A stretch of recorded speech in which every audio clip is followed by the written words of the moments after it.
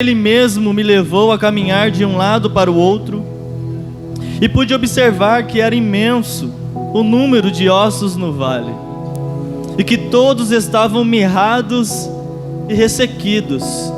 Então ele me indagou: ó querido filho do homem, acreditas que esses ossos secos poderão ter vida de novo? Eu respondi: ó soberano, só tu o sabes. E ele me disse: profetiza, pois sobre estes ossos, e ordena-lhes: ossos secos, ouve a palavra do Senhor.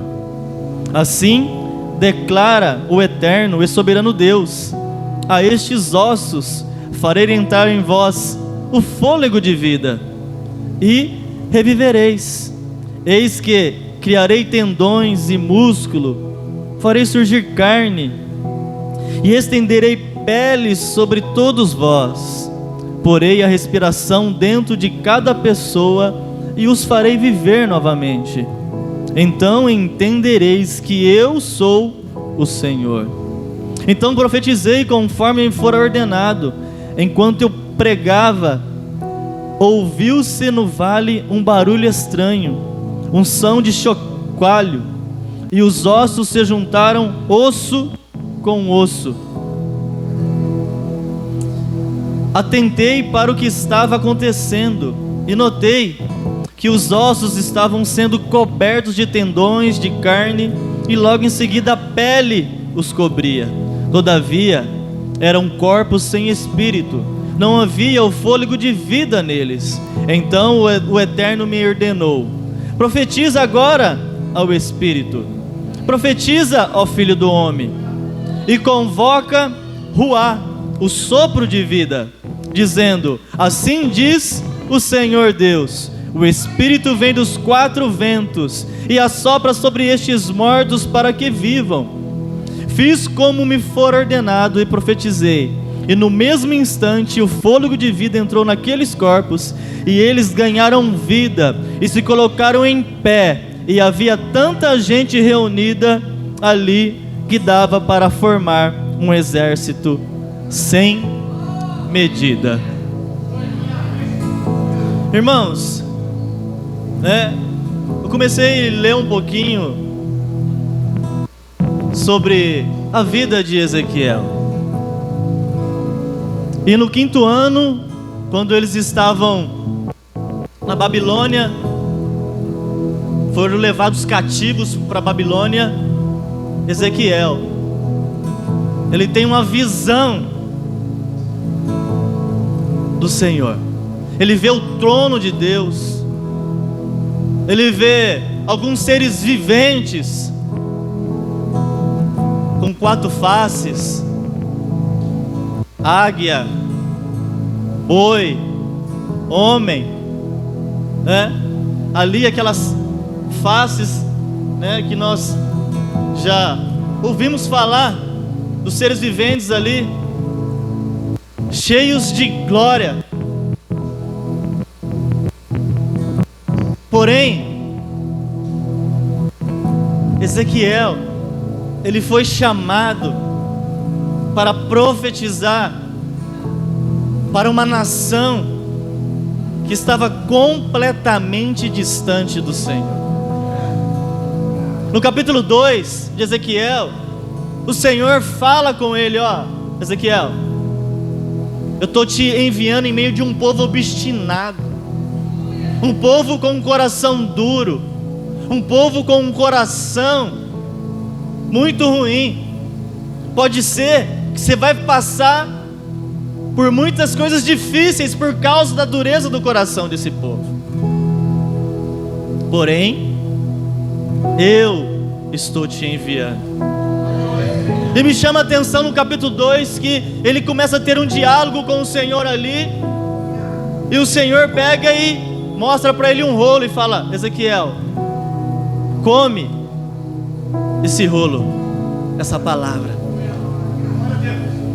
E Ezequiel, quando ele come aquele rolo, aquele pergaminho que estava vindo das mãos aquele homem no qual ele estava tendo aquela visão, quando ele começa a degustar a palavra, Ezequiel fala assim: o sabor dela é doce como um mel. E quando eu estava lendo sobre isso, veio à minha memória o Salmo 105, ou 119, 103 ou 104, que diz: Senhor, a tua palavra, ela é mais doce do que o mel.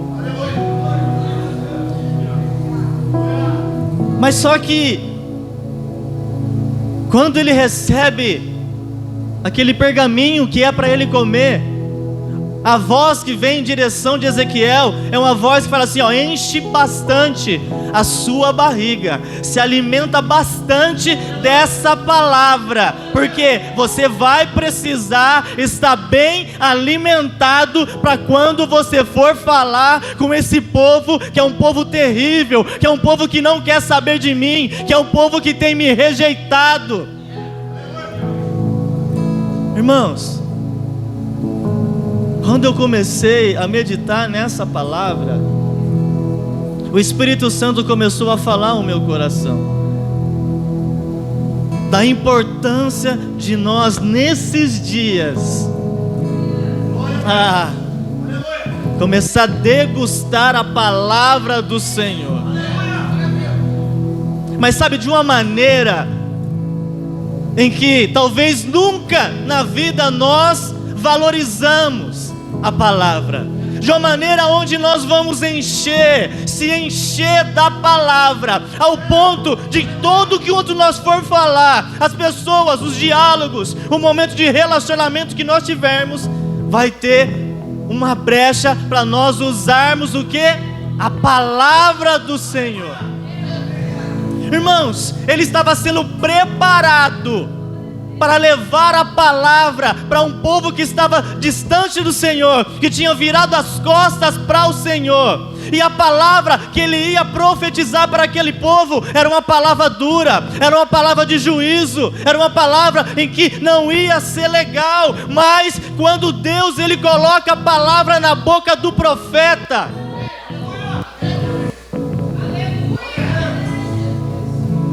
o profeta ele fala, e por mais que às vezes seja um confronto, sabe o que acontece? O Espírito Santo vem e começa a trabalhar no nosso interior. Por mais que seja aquela palavra que no primeiro momento é desconfortável, mas depois a reflexão vem. E quando a reflexão vem, o Espírito Santo começa a abrir os nossos olhos para nós enxergarmos a doçura do Evangelho, a doçura da palavra, que é mais doce do que o mel. Quando nós experimentamos realmente essa palavra, irmão, não tem como nós ficarmos do mesmo jeito, não tem como nós não queremos degustar e continuar a degustar da palavra do Senhor. Sabe por quê? Porque Deus estava mostrando para o profeta que o povo de Israel tinha abandonado o Senhor. E como tem sido nesses últimos dias? Talvez, exatamente por falta de nós, o quê? Nos alimentarmos da palavra, tem nos faltado força.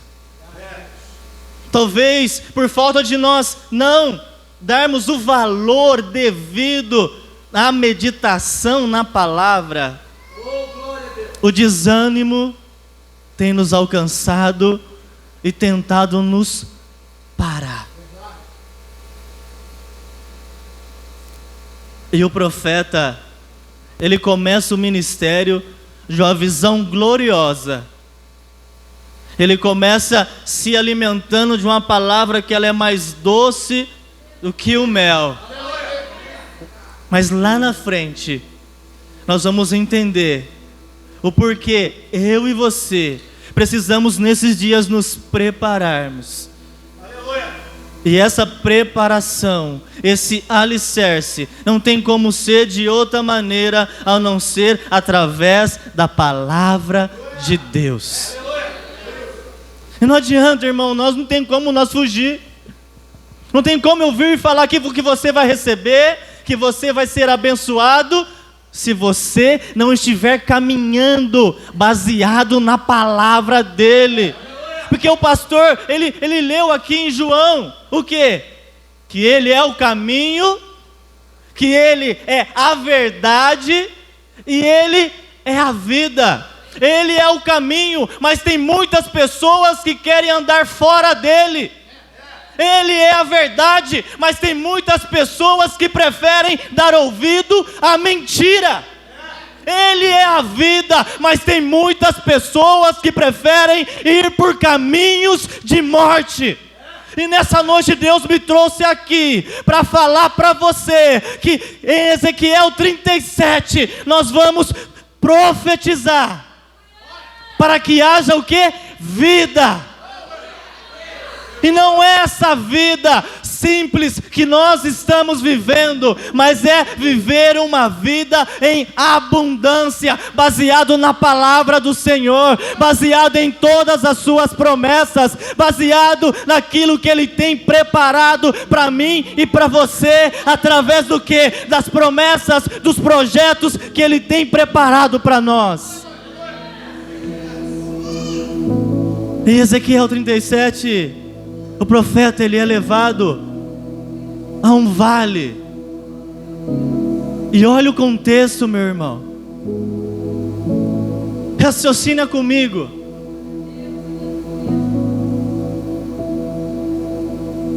Eu não sei de quem que é, mas eu vou falar algo aqui. Que o cemitério é um dos lugares mais ricos da face da terra. Já parou para pensar por quê? O cemitério é um dos lugares mais ricos da face da terra. Ali estão enterrados sonhos que nunca foram vividos. Ali estão enterrados projetos que nunca saíram dos papéis. Ali estão enterrados planos em que nunca foram realizados ou concretizados. Por isso, e quando nós olhamos para o cemitério e chegamos ali, nós vemos que é um lugar aonde nós vamos ver pessoas, nossa, tão jovem, tinha tantas coisas para viver. Por isso que o velório é um lugar de reflexão, aonde nós paramos e começa a passar um filme na nossa cabeça, e nós que somos cristãos, nós temos que começar a pensar, sabe de que seguinte forma? Será que o preço na cruz está valendo a pena por eu estar gastando a minha vida hoje aqui? Será que a morte dele valeu a pena pela vida que eu tenho vivido aqui?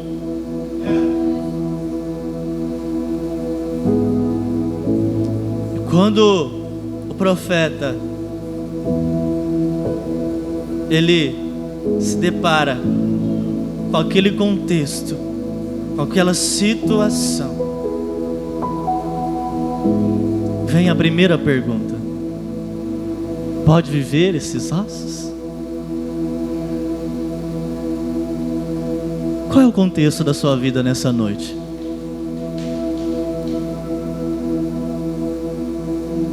Qual é o contexto da nossa vida nessa noite? Hoje é uma mensagem de reflexão. Nós precisamos pensar. Qual é o contexto da nossa vida hoje? Sabe por quê, irmãos? O Rick Warren, ele escreveu um livro E esse livro é o Liderança com Propósitos. E o líder dele chegou nele e falou assim: ô Rick, qual é o seu propósito de vida? E ele nunca tinha parado para pensar nisso. Qual que era o propósito de vida dele? E ele entrou em crise por causa disso.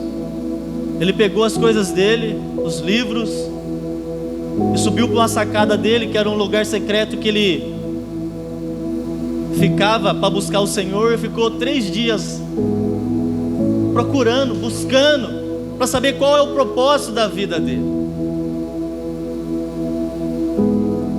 Nenhuma resposta.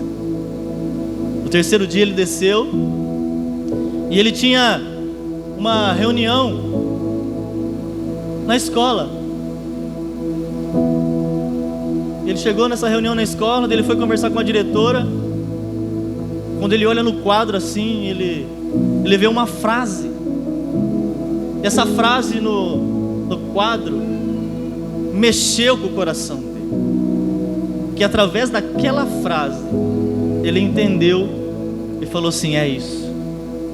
E na frase daquele quadro estava escrito que mais ou menos assim, que o propósito de vida dele seria deixar marcas na vida das pessoas.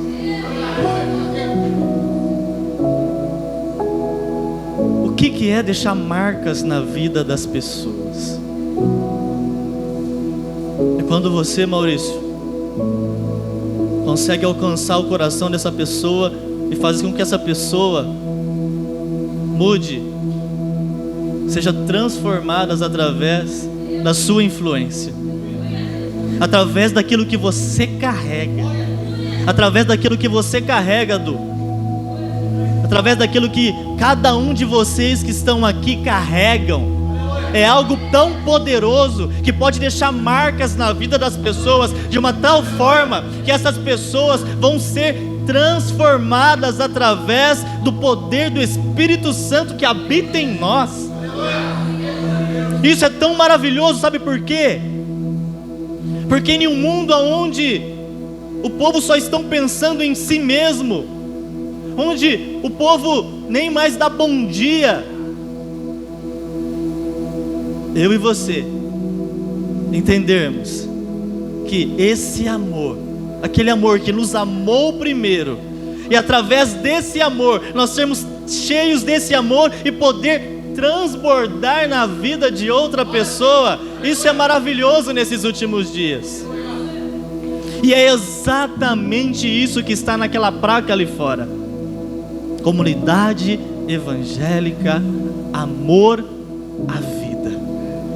Então eu e você, nós da comunidade, temos que começar a entender essa essência e começar a carregar isso, marcar as vidas das pessoas através do amor que primeiro foi derramado em nós, e a partir de nós vai ser derramado na vida de outras pessoas também. E é isso, irmãos, é isso que o Espírito Santo tem falado comigo nesses dias. Por quê?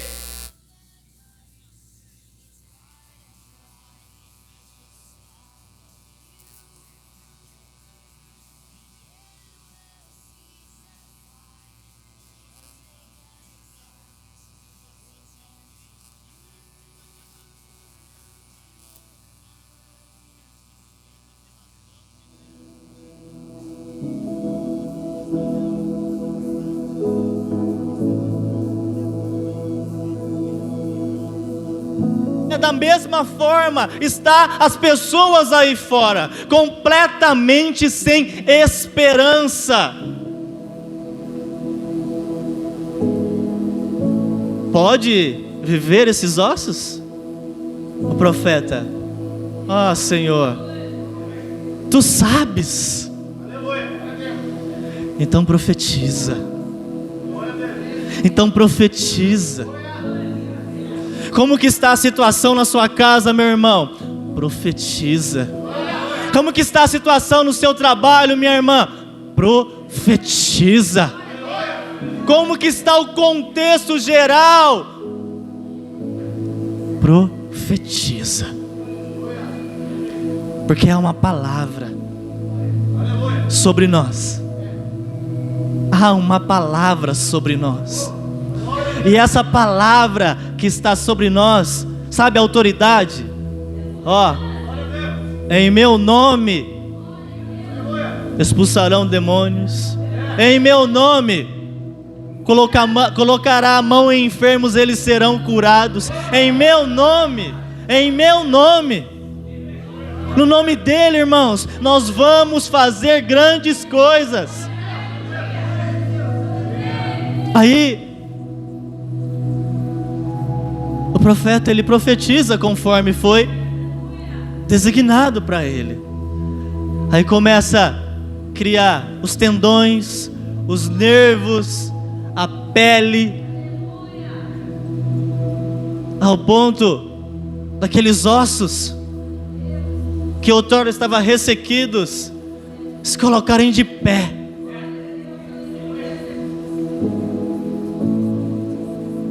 E agora sopra, profetiza sobre eles, para que venha sobre eles o fôlego de vida.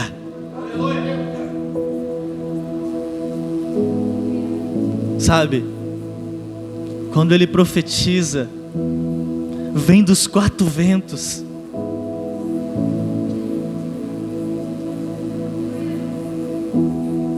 E a Bíblia diz que ficam de pé como um exército.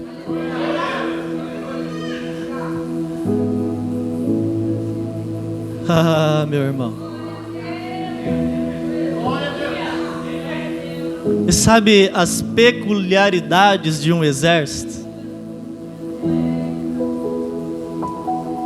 Um exército, eles têm algo em comum. E o que é algo em comum? Defender a bandeira da sua nação. Eles são patriotas. Eles amam a sua nação. E eu e você, irmãos, nós fazemos parte de um exército. Nós fomos selecionados para um exército. E esse exército é o exército do Senhor dos exércitos, né? E há até uma brincadeira que o Nê sempre ele fala que a nossa comunidade é a caverna de Adulão. E na caverna de Adulão foi aonde Davi montou o quê? Quem que lembra? E esse exército tinha o nome do quê? Os valentes de Davi. E quando eu olho para vocês aqui, eu não vejo diferente. Eu vejo em vocês um exército de valentes, não de Davi, mas da raiz de Davi. Não de um rei terreno, mas do rei celestial. E nós temos uma missão aqui. A missão é o quê? É proclamar o quê? É levantar a bandeira do Rei dos Reis. É vestir a camisa do reino, irmão, e espalhar o reino aonde quer que nós formos. E isso é maravilhoso, sabe por quê? Porque quando eu começo a entender isso, irmãos, eu vou olhar para o meu irmão, e se ele estiver ferido,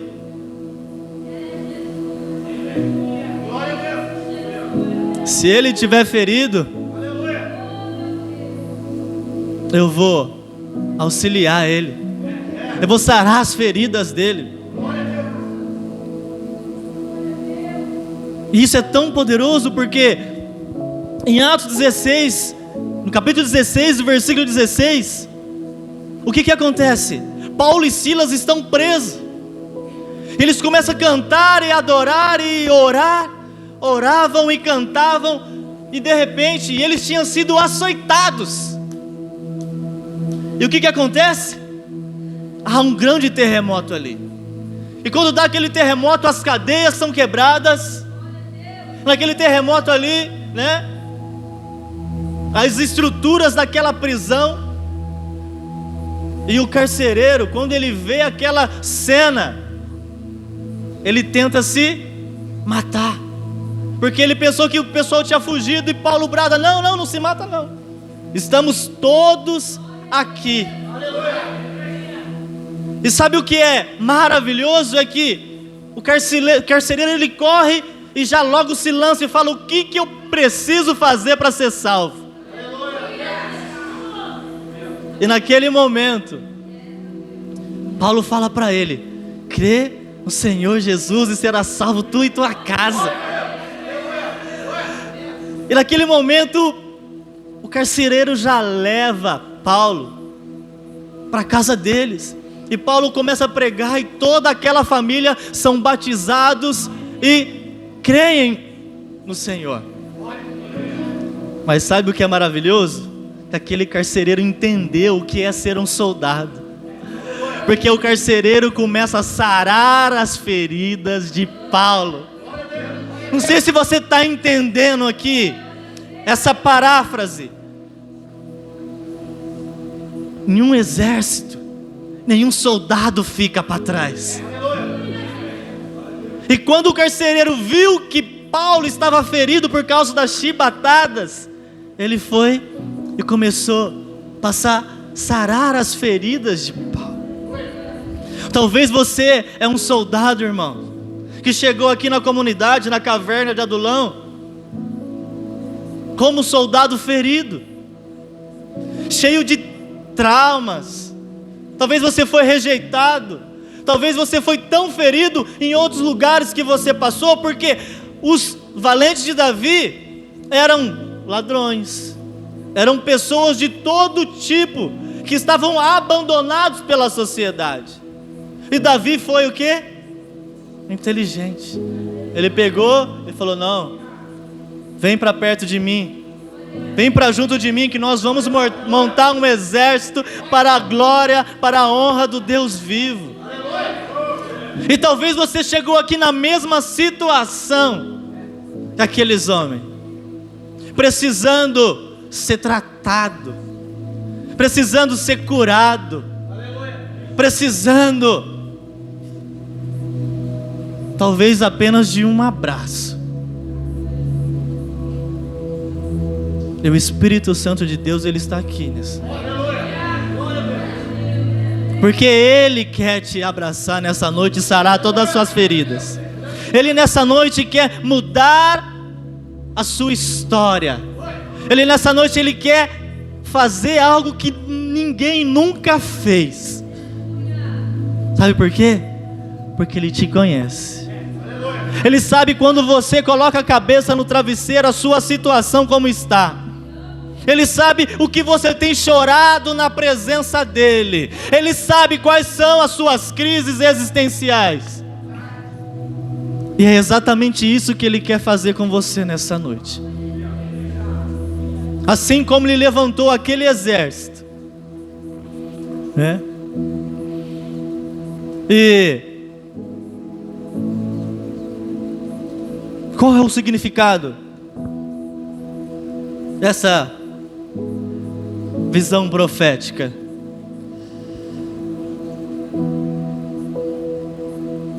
Eu vou ler para vocês aqui a partir do versículo 11.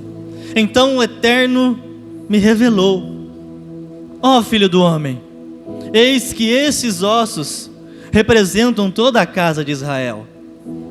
Portanto, eles costumam murmurar: nossos ossos secaram e a nossa esperança mirrou. Estamos aniquilados.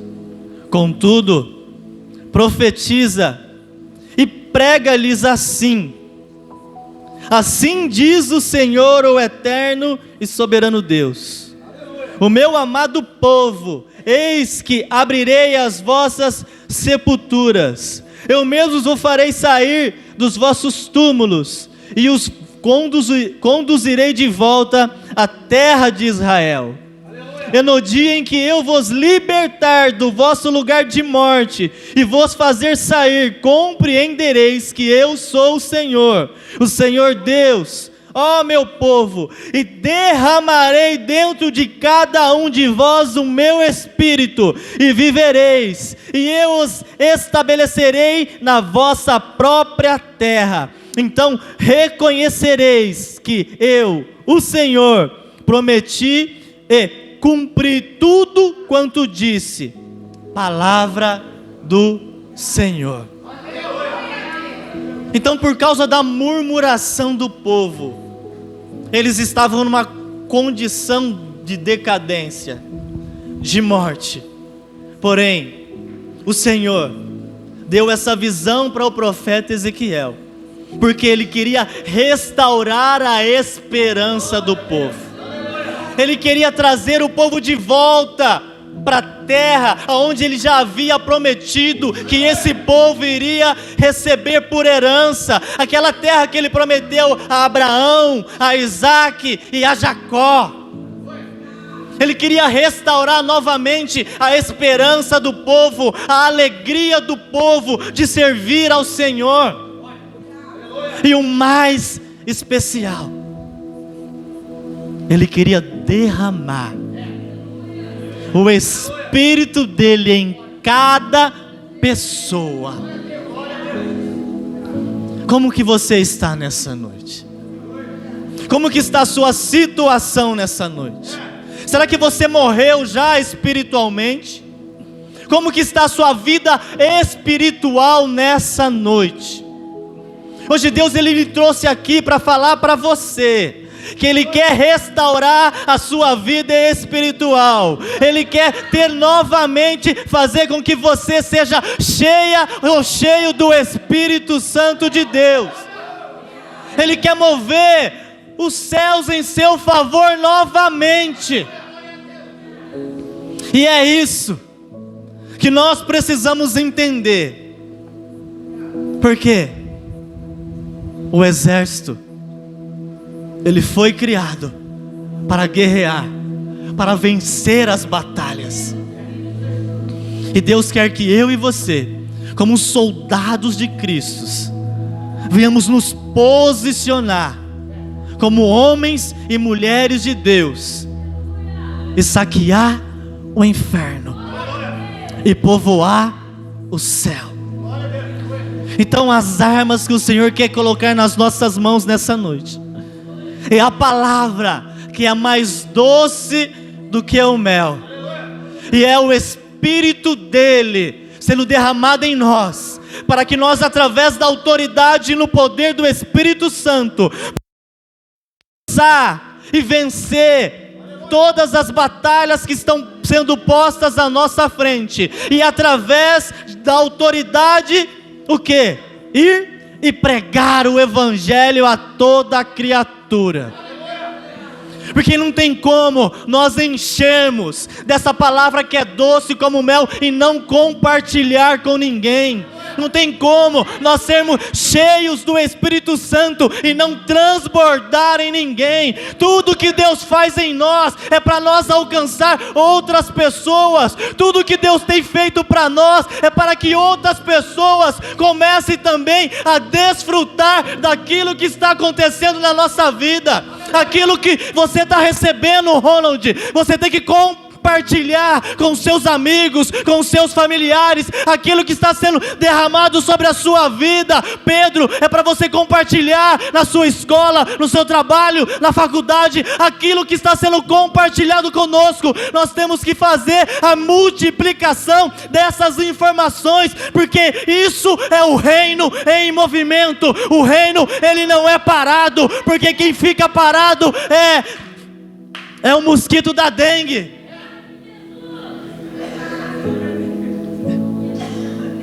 Quem fica parado, ou quem vive em água parada, é o mosquito da dengue, irmão. Agora ficou melhor, né? O reino de Deus, ele está em movimento. O reino de Deus está em movimento. Então, eu e você, nessa noite, precisamos nos colocar de pé e avançar para aquilo que está nos sendo proposto. Amém? Se coloque de pé.